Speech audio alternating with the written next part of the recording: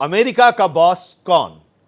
और आज इसके लिए काफी अहम दिन है क्योंकि आज वहां पर वोटिंग होनी है। अमेरिका के लिए आज का दिन काफी अहम है। अमेरिका का अगला राष्ट्रपति कौन होगा, आज की वोटिंग से तस्वीर साफ हो जाएगी। अमेरिकी राष्ट्रपति चुनाव के लिए कुछ ही घंटों के बाद वोटिंग शुरू होने वाली है। कमला हैरिस बाजी मारेंगी या डोनाल्ड ट्रंप का कमबैक होगा।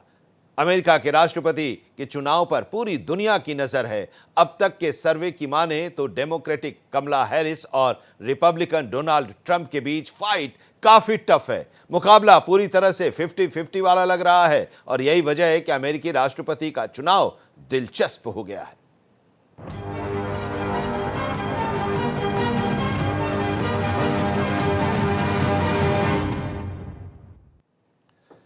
तो अमेरिका का बॉस कौन होगा और आज इसके लिए वोटिंग होनी है और दो आमने सामने हैं डोनाल्ड ट्रंप और कमला हैरिस। अमेरिका में राष्ट्रपति चुनाव के लिए आज मतदान होगा। भारतीय समय के मुताबिक आज शाम करीब 5:30 बजे ये मतदान शुरू होगा और बुधवार सुबह 10 बजे तक मतदान होगा। डेमोक्रेटिक कमला हैरिस और रिपब्लिकन डोनाल्ड ट्रंप के बीच कड़ा मुकाबला है। इस राष्ट्रपति के चुनाव में आमने सामने हैं पूर्व राष्ट्रपति डोनाल्ड ट्रंप और वर्तमान में उपराष्ट्रपति कमला हैरिस। दुनिया के सबसे ताकतवर देश अमेरिका में आज राष्ट्रपति चुनाव के लिए वोटिंग होने जा रही है। रिपब्लिकन पार्टी से डोनाल्ड ट्रंप और डेमोक्रेटिक पार्टी से कमला हैरिस चुनावी मैदान में हैं। दोनों के बीच कड़ी टक्कर है। देखिए यह रिपोर्ट। अमेरिका का राष्ट्रपति चुनाव इस बार बेहद दिलचस्प नजर आ रहा है। इस बार मुकाबला डेमोक्रेटिक उम्मीदवार कमला हैरिस और रिपब्लिकन उम्मीदवार डोनाल्ड ट्रंप के बीच है। अमेरिकी राष्ट्रपति चुनाव में अब महज 2 दिन और बचे हैं। 5 नवंबर से करीब 24.5 करोड़ लोग नया राष्ट्रपति चुनने के लिए वोट डालेंगे। हम आपको बता दें कि अमेरिका चुनाव की प्रक्रिया 1 साल पहले ही शुरू हो जाती है। इसमें 2 मुख्य दल हैं, एक डेमोक्रेटिक और एक रिपब्लिकन। इन दोनों के उम्मीदवार ही चुनाव की शुरुआत करते हैं। चुनाव में इन पार्टियों के उम्मीदवार ही पैसा जुटाने के लिए रैलियां करते हैं और एक दूसरे के सामने टीवी पर बहस भी करते हैं। अमेरिकी इलेक्टोरल कॉलेज अमेरिकी चुनाव प्रक्रिया का एक सबसे खास पहलू होता है। इसमें प्रत्येक राज्य को कांग्रेस में उसके प्रतिनिधित्व के आधार पर एक निश्चित संख्या में निर्वाचक आवंटित होते हैं। इसमें सीनेटरों की संख्या हमेशा 2 और आबादी के अनुसार प्रतिनिधियों की संख्या शामिल होती है। कुल 538 निर्वाचक होते हैं और चुनाव के बाद यही निर्वाचक राष्ट्रपति को चुनते हैं। जिस उम्मीदवार को 270 इलेक्टोरल वोट मिलते हैं वो जीता माना जाता है। इस बार चुनाव में जहां विवाद की आशंका है तो वहीं भारतवंशी चुनाव का केंद्र बिंदु बने हुए हैं। दरअसल इंडियन अमेरिकन एटीट्यूड सर्वे की ओर से चुनाव में भारतवंशियों का रुख जानने के लिए कराए गए एक सर्वे में जानकारी सामने आई है कि पंजीकृत भारतीय अमेरिकी मतदाताओं में से 61% लोग डेमोक्रेटिक पार्टी की उम्मीदवार कमला हैरिस का समर्थन कर रहे हैं। वहीं लगभग 32% भारतवंशी रिपब्लिकन उम्मीदवार डोनाल्ड ट्रंप को वोट करना चाहते हैं। यही वजह है कि दोनों तरफ से भारतवंशियों को लुभाने की कोशिशें हो रही हैं, जिसकी वानगी दिवाली पर देखने को मिली। एक तरफ कमला हैरिस ने दिवाली को लेकर भारत को याद किया और कहा कि वो बचपन में दिवाली पर भारत जाया करती थी, तो वहीं ट्रंप ने अमेरिका में भारतीय समुदाय को दिवाली की शुभकामनाएं देते हुए जहां पीएम मोदी को अपना अच्छा दोस्त बताया, तो वहीं ये भी कहा कि भारत और अपने अच्छे दोस्त पीएम मोदी के साथ अपनी साझेदारी को वो और मजबूत करेंगे। साथ ही उन्होंने बांग्लादेश में खासकर शेख हसीना सरकार के पतन के बाद हिंदुओं पर हो रहे अत्याचारों की भी निंदा की। हम आपको बता दें कि 5.2 मिलियन लोगों के साथ भारतीय अमेरिकी अब संयुक्त राज्य अमेरिका में दूसरा सबसे बड़ा अप्रवासी समूह है। राजनीतिक रूप से महत्वपूर्ण इस समुदाय के लगभग 2.6 मिलियन सदस्य पात्र मतदाता हैं। यही वजह है कि इस बार भारतीय मूल के निवासी चुनाव में बड़ा रोल प्ले करने वाले हैं। Bureau report, Bharat express. और आइए अमेरिकी चुनाव से जुड़ी बड़ी बातें हम आपको बता दें। क्या खास है इस चुनाव को लेकर। अमेरिका के 19 करोड़ मतदाता नए राष्ट्रपति के लिए चुनाव करेंगे, वोटिंग में शामिल होंगे। जीत के लिए 538 इलेक्टोरल वोट में से 270 वोट चाहिए, यानी मैजिक फिगर है 270।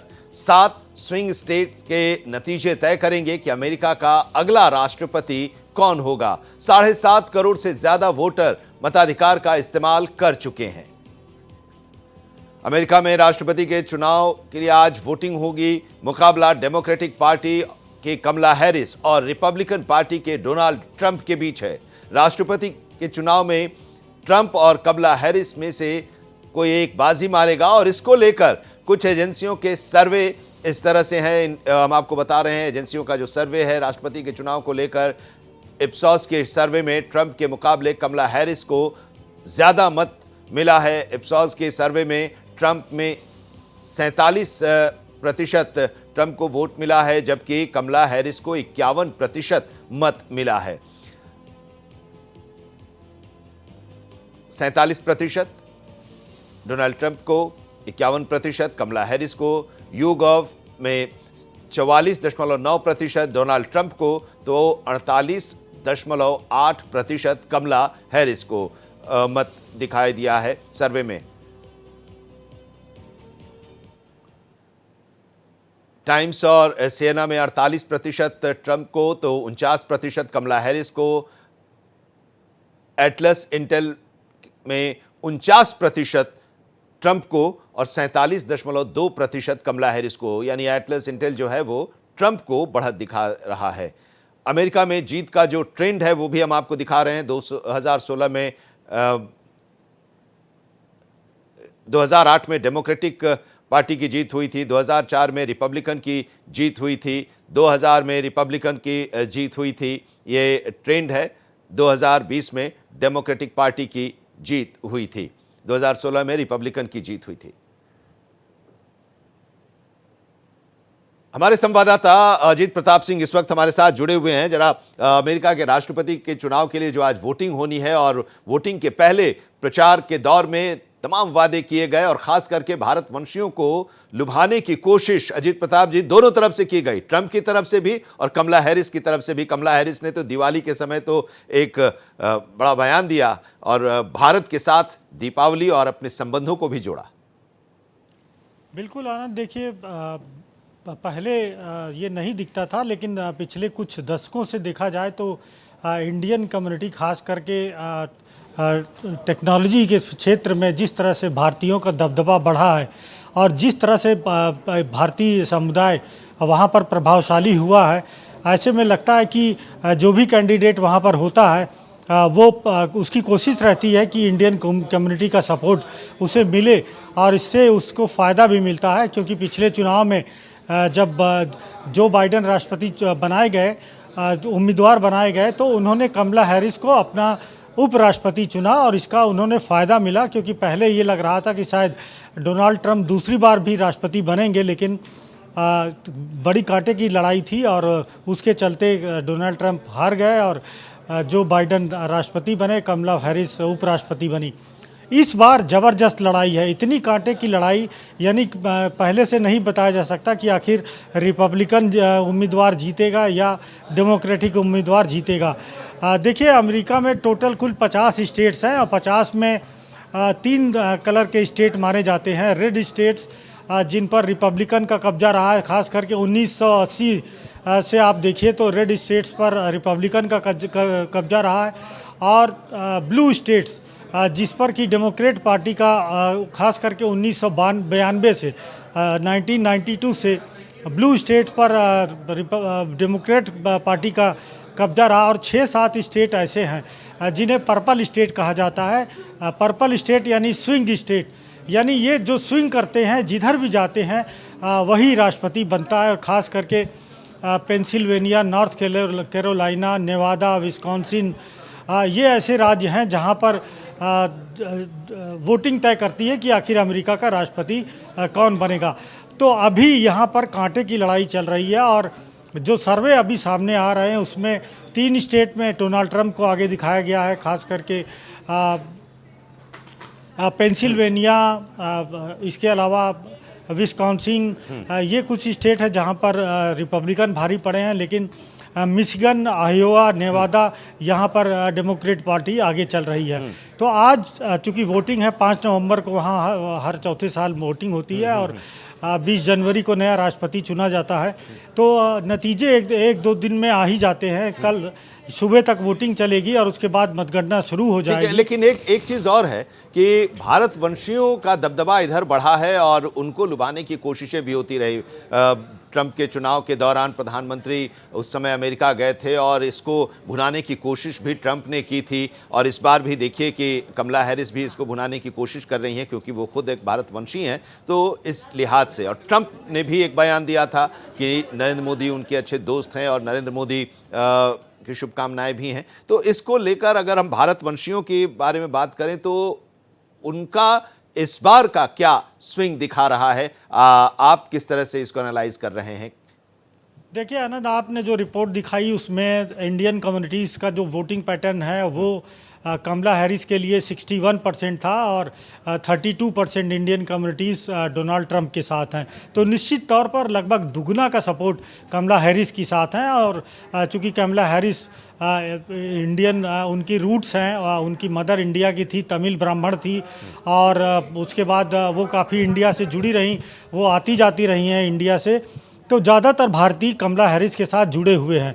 लेकिन जिस तरह से आप सर्वे देखिए, सर्वे में कहीं कहीं कमला हैरिस को आगे बताया गया है, कहीं कहीं डोनाल्ड ट्रंप को आगे बताया गया है। तो कुल मिलाकर दोनों ओर से लड़ाई कांटे की है। कौन बाजी मारेगा ये तो कल नतीजों के बाद ही पता चलेगा, लेकिन अभी भी कांटे की टक्कर चल रही है। और आज शाम से जब वोटिंग शुरू होगी, कल सुबह तक ये वोटिंग चलेगी, उसके बाद ही साफ हो पाएगा कि आखिर नतीजा किस ओर गया है। रिपब्लिकन या डेमोक्रेटिक, अगर भारत के लिहाज से बात करें तो जो नतीजे आएंगे इन दोनों में से जो जीतेंगे, भारत की कूटनीति के लिहाज से कौन बेहतर होगा? देखिए, डोनाल्ड ट्रंप पहले भी राष्ट्रपति रहे हैं और उनकी जो प्रधानमंत्री नरेंद्र मोदी के साथ केमिस्ट्री रही है वो सब ने देखी है। सब जानते हैं कि डोनाल्ड ट्रंप के साथ नरेंद्र मोदी की बहुत अच्छी केमिस्ट्री है और काफ़ी उसका फ़ायदा भी मिला है इंडिया को। जहाँ तक कमला हैरिस की बात है तो दोनों पार्टियों में बहुत अंतर नहीं होता। उनकी चाहे फॉरेन पॉलिसी हो, चाहे वो रक्षा नीति हो, अमेरिका की दोनों पार्टियों की नीतियाँ करीब करीब एक सी ही रहती हैं। और भारत चूँकि इस समय पूरी दुनिया का सबसे तेज़ी से विकसित होता देश है, सबसे तेज़ गति से विकास होने वाला देश है, तो कोई भी कंट्री नहीं चाहेगा, कोई भी पार्टी नहीं चाहेगी कि भारत के साथ उसका रिश्ता कहीं से भी कमज़ोर हो। कमला हैरिस से भी मुलाकात की थी प्रधानमंत्री मोदी ने सितंबर में जब वो गए थे यूनाइटेड नेशन जनरल असेंबली में। उसके बाद भी आप देखिए कि कमला हैरिस का जो स्टेटमेंट आता है भारत के प्रति, हाल ही में दिवाली पार्टी उन्होंने 2 दिन पहले आयोजित की। तो कुल मिलाकर ऐसा लगता नहीं है कि दोनों पार्टियों में से कोई एक दूसरे से कमज़ोर है भारत से रिश्ता रखने के लिए। दोनों पार्टियां लगभग समान रूप से ज़रूरी हैं और सब अच्छा रखेंगी। लेकिन पूरी दुनिया में जिस तरह की स्थिति आप तस्वीर देख रहे हैं, यूरोप में युद्ध चल रहा है रसिया और यूक्रेन के बीच में, मिडिल ईस्ट में युद्ध चल रहा है इजराइल और कई देशों के बीच में। तो ऐसे में यदि ट्रंप जीतते हैं तो निश्चित तौर पर उनकी कोशिश होगी कि जिस तरह से युद्ध आगे बढ़ रहा है उसे कम किया जा चुकी है। और ट्रंप ने ये वादा भी किया है अपने स्पीचेस में, आपने देखा होगा कि कई स्टेटमेंट उन्होंने दिया जिनमें कहा है कि रूस के साथ जो यूक्रेन का युद्ध चल रहा है, यदि वो राष्ट्रपति बनते हैं तो वो समाप्त करने के लिए कोशिश करेंगे और उसे ख़त्म भी करेंगे। जहाँ तक इजराइल की बात करें तो इजराइल को भी पूरी तरह से समर्थन, दोनों, चाहे वो रिपब्लिकन हो चाहे वो डेमोक्रेट्स हों, दोनों ने समर्थन दिया है। और डोनाल्ड ट्रंप ने तो ये भी कहा इजराइल को कि ईरान के जो न्यूक्लियर इंस्टॉलेशंस हैं इजराइल को उस पर हमला करना चाहिए। और हाल ही में जब इजराइल ने हमला भी किया तो काफ़ी नुकसान पहुंचा है ईरान को। तो कुल मिलाकर ऐसी स्थिति में फ़िलहाल ऐसा लगता है कि शायद डोनाल्ड ट्रंप ज़्यादा प्रभावी होंगे। जहां तक भारत के साथ संबंधों की बात है तो संबंध चाहे ट्रंप जीते चाहे कमला हैरिस जीते, दोनों से बराबर का फ़ायदा रहेगा, कोई नुकसान नहीं रहेगा भारत को।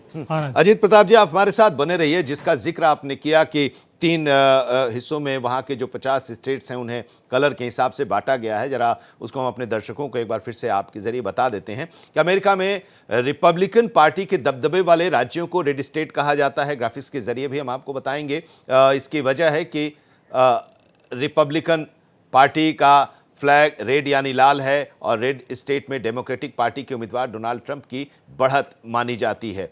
आज शाम 5:30 बजे ये शुरू होगा मतदान और ये मतदान सुबह 10 बजे तक यानी बुधवार सुबह 10 बजे तक होगा और मतदान के बाद जो नतीजे आएंगे उसमें साफ हो जाएगा कि कमला हैरिस या डोनाल्ड ट्रंप कौन होगा अगला राष्ट्रपति। क्या दोबारा राष्ट्रपति बनेंगे डोनाल्ड ट्रंप या उपराष्ट्रपति कमला हैरिस इस सिलसिले को तोड़ेंगी और पहली महिला राष्ट्रपति बनेंगी। अमेरिका के चुनाव में जो स्विंग स्टेट्स हैं उसको आप देखिए, इलेक्टोरल वोट्स जो हैं वो अभी हम आपको दिखा रहे हैं। पेंसिल्वेनिया में 19, ये स्विंग स्टेट्स हम आपको बता रहे हैं, पर्पल कलर जिनके बारे में कहा जाता है। नॉर्थ कैरोलिना 16,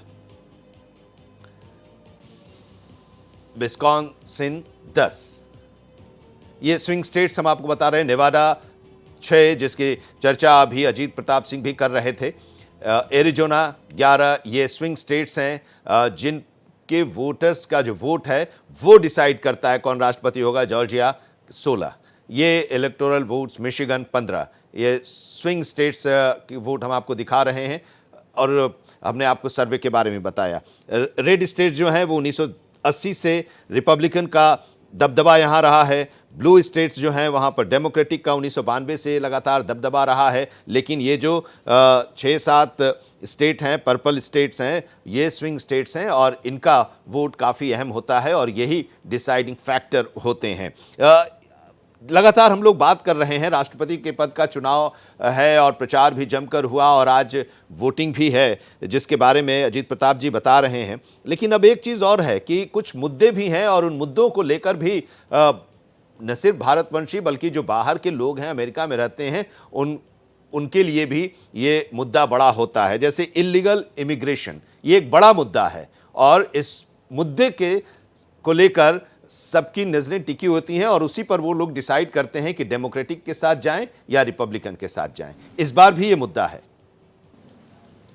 बिल्कुल आनंद, देखिए अमेरिका के आसपास जो स्टेट्स है, खास करके देश हैं मैक्सिको, वहाँ से काफ़ी इलीगल इमिग्रेंट अंदर घुसते हैं। कनाडा से तो पूरी तरह से लगभग रोका जा चुका है, लेकिन जो ये कैरिबियन आइलैंड हैं और मैक्सिको, क्यूबा, यहाँ से काफ़ी इमिग्रेंट्स घुसते हैं और फिलहाल तो वहाँ पर काफ़ी बैरिकेडिंग की गई है ट्रंप के ज़माने से। लेकिन चूँकि काफ़ी इलीगल इमिग्रेंट्स अमेरिका के अंदर हैं और डेमोक्रेट चाहते हैं कि उन्हें सुविधाएं दी जाएं, उन्हें सिटीजनशिप दिया जाए, जबकि रिपब्लिकन का मत है कि ये इलीगल इमिग्रेंट है और इनके चलते पूरे देश में माहौल ख़राब होता है, लॉ एंड ऑर्डर ख़राब होता है, ड्रग्स का व्यापार इन्हीं के चलते बढ़ रहा है। तो इन्हें आइडेंटिफाई करके इन्हें इनके देशों में भेजा जाए। तो ये एक बड़ा मुद्दा रहा है और इसे लेकर दोनों पार्टियाँ देखा जाए तो पिछली बार जिस तरह से जो बाइडेन ने चुनाव जीता, ये सबसे अहम मुद्दा था जिसमें काफ़ी लोगों ने जो बाइडेन को यानी डेमोक्रेट को वोट दिया था। लेकिन इस बार इस मुद्दे के खिलाफ भी जो है काफ़ी लोग जागरूक हैं और उनका मानना यही है कि मेक अमेरिका ग्रेट अगेन जो डोनाल्ड ट्रंप का कैंपेन है। और ख़ास करके आप देखा जाए कि जिस तरह से कांटे की टक्कर चल रही है, तो यदि स्विंग स्टेट्स में स्थिति इसी तरह से बनी रही तो निश्चित तौर पर ये चुनाव काफ़ी संदेह के घेरे में आएगा। क्योंकि आप देखिए कि पेंसिल्वेनिया में 19 सीट, जॉर्जिया की 16, नॉर्थ कैरोलिना की 16, मिशिगन 15, एरिजोना 11, विस्कॉन्सिन 10, नेवादा 6 और इसमें से डोनाल्ड ट्रंप के पास पेंसिल्वेनिया, जॉर्जिया और एरिजोना है और साथ ही कमला हैरिस को मामूली बढ़त है मिशिगन, विस्कॉन्सिन और नेवादा में। तो सबसे बड़ा जो मुद्दा है वो स्विंग स्टेट का है, उसके बाद इलीगल इमिग्रेंट्स का है और डोनाल्ड ट्रंप का जो कैंपेन है और जिसके चलते उनके ऊपर आप देखिए चुनाव के दौरान कई बार हमले भी किए, जान लेने की कोशिश की गई, उनको छूते हुए गोली निकल गई। तो कुल मिलाकर ऐसा लगता है कि ट्रंप थोड़ा सा भारी है, थोड़ा सा आगे हैं कमला हैरिस इस मामले में, थोड़ा सा मामूली उनकी जो है बढ़त लेती दिखाई दे रही है। हाँ, अब एक चीज़ और, अभी ट्रंप का एक बयान आया चुनाव से ठीक पहले और बोले कि जीत कर अगर आए तो फेंटानिल के मुद्दे पर चीन मैक्सिको पर टैरिफ लगाएंगे। इसको किस तरह से आप देख रहे हैं?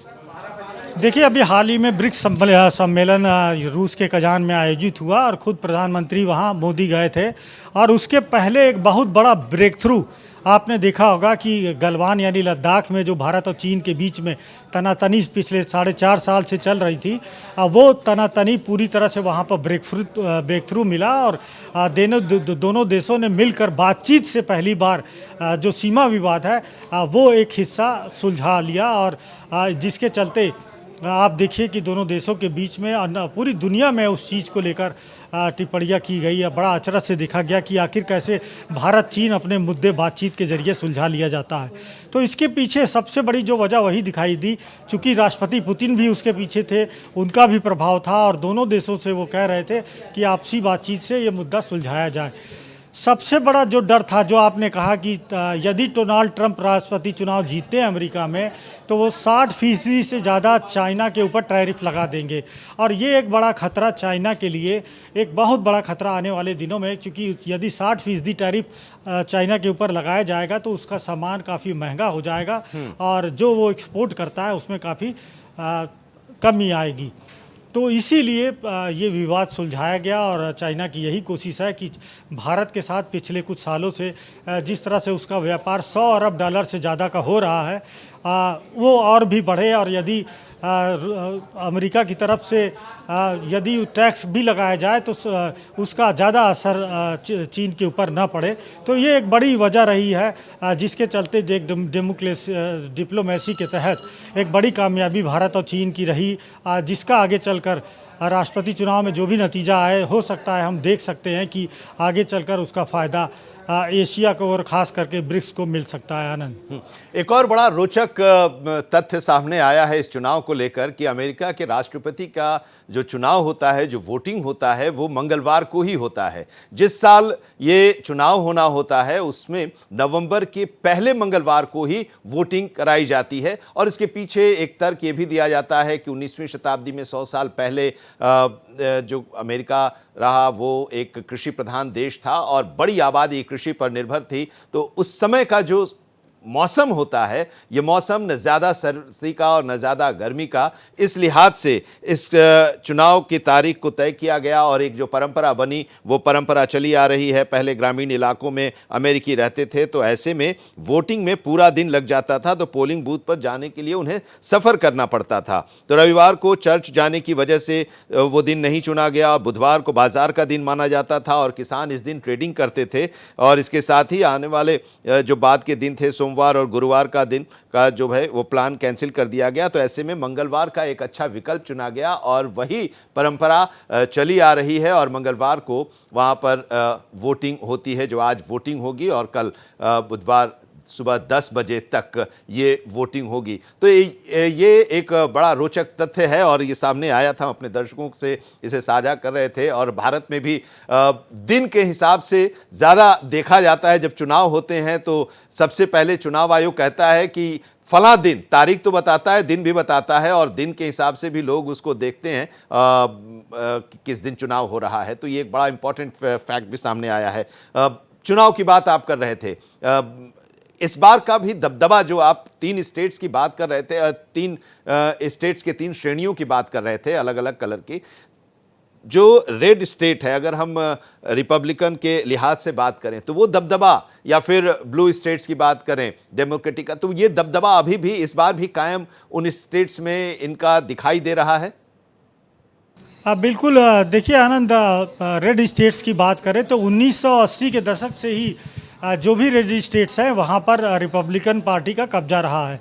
आप देखिए जो ब्लू स्टेट्स हैं वहाँ पर डेमोक्रेटिक पार्टी का कब्जा, और ख़ास करके 1992 यानी जब 1991 में इराक युद्ध शुरू हुआ उसके बाद से 1992 से वहाँ पर डेमोक्रेट्स जीतते रहे और अभी तक उनका कब्जा रहा है। पिछले चुनाव भी हमने देखा कि ज़्यादातर इन स्टेट्स में डेमोक्रेट्स ही जीते थे। लेकिन ये 6 और 7 स्टेट जो हमने बताया, Pennsylvania, Arizona, Georgia, North Carolina, Wisconsin, Nevada, ये ऐसे स्टेट्स हैं जहाँ पर पहले से ये तय नहीं रहता कि यहाँ पर डेमोक्रेट जीतेंगे या रिपब्लिकन जीतेंगे। तो जिधर भी ये 7 स्टेट्स वोट करते हैं वहीं से राष्ट्रपति चुना जाता है। और हमने देखा कि 3 स्टेट्स, लेकिन जो बड़े स्टेट्स हैं वो डोनाल्ड ट्रंप के साथ हैं, यानी पेंसिल्वेनिया जहाँ पर 19 सीटें हैं, वैसे तो हर स्टेट से 2 सीनेट के लिए उम्मीदवार चयनित किए जाते हैं, लेकिन पॉपुलेशन के हिसाब से भी प्रतिनिधि चुने जाते हैं। तो अमेरिका का चुनाव भले ही पूरी जनता चुनती है, लेकिन वो अपने प्रतिनिधि चुनती है। 538 अपने प्रतिनिधि चुनते हैं, और जो ये 538 लोग होते हैं, इनमें से 270 लोग जिसे वोट करते हैं वो राष्ट्रपति चुना जाता है। तो एक तरह से अमेरिकी जनता डायरेक्ट भी इस चुनाव में भाग लेती है, और इनडायरेक्ट में भी अपने प्रतिनिधि चुनकर वोट करते हैं, उनके आधार पर राष्ट्रपति चुना जाता है। तो काफ़ी दिलचस्प रहा है। प्रेसिडेंशियल फॉर्म ऑफ गवर्नमेंट रहती है वहाँ पर। शुरू से यही हमने देखने को मिला कि 1776 के बाद जब वहाँ पर डेमोक्रेसी आई, तब से राष्ट्रपति का चुनाव होता रहा, और बड़े बड़े राष्ट्रपति आए। पहले राष्ट्रपति जॉर्ज वॉशिंगटन थे। आप देखिए 19वीं सदी में जॉर्ज अब्राहम लिंकन एक बड़ा नाम था। पिछली 20वीं शताब्दी में जब वर्ल्ड वार पहला शुरू हुआ, वर्ल्ड वार दूसरा शुरू हुआ, तब अच्छे बड़े बड़े राष्ट्रपति थे। 1970 के दशक में काफ़ी बड़े बड़े राष्ट्रपति थे। भारत के साथ खास करके संबंधों की अगर शुरुआत करें तो भारत चूँकि रूस के खेमे में था, तो 90 के दशक के आखिर में जब अटल बिहारी वाजपेयी की सरकार आई और जब परमाणु विस्फोट किया गया, तो अमेरिकी प्रतिबंध लगाए गए। लेकिन तुरंत उसके बाद पाकिस्तान ने भी परमाणु विस्फोट तुरंत किया।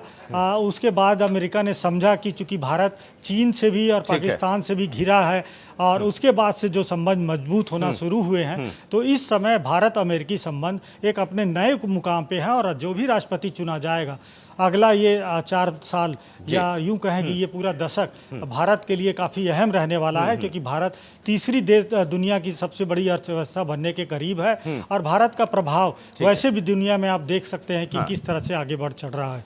बहुत बहुत शुक्रिया अमेरिका के इस राष्ट्रपति पद के चुनाव के बारे में विस्तार से बताने के लिए। आज वोटिंग होगी शाम करीब 5:30 बजे से, जो कल सुबह 10 बजे तक ये वोटिंग चलेगी, और साफ हो जाएगा जब नतीजे आएंगे कि क्या डोनाल्ड ट्रंप दूसरी बार राष्ट्रपति बन पाएंगे या कमला हैरिस एक नई परंपरा शुरू करेंगी, जीत के साथ पहली महिला राष्ट्रपति अमेरिका की बनेंगी।